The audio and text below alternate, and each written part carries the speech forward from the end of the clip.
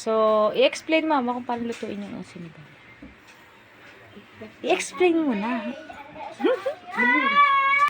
Go. Ano ikaw? Ako nga pala si Mami Teya.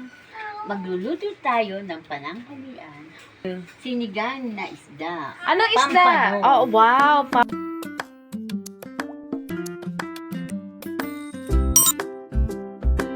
Wow!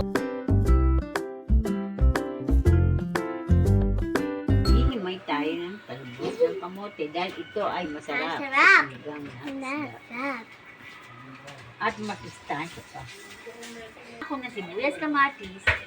Sumunod sa inilagay ko yung kanyang isda. Bakit po? Ulo, Okay, at so buntot.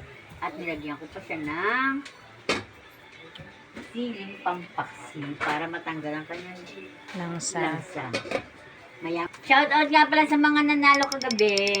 Mixed nut Yan. sa Cruz na Liga. Wow, dayo. At nanalo sila. Kamit loss. Wow. Pero enjoy lang. Okay, very good.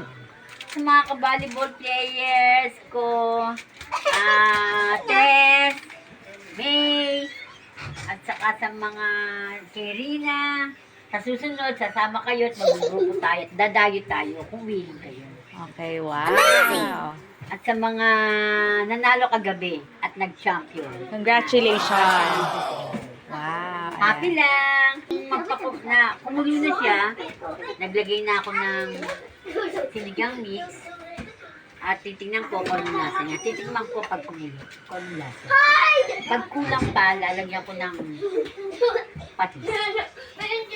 Happy Lunch Day! At dumaro ang aking kapatid. Ngayon, pinagtatrabaho namin. Yun lang! Bye-bye! Bye!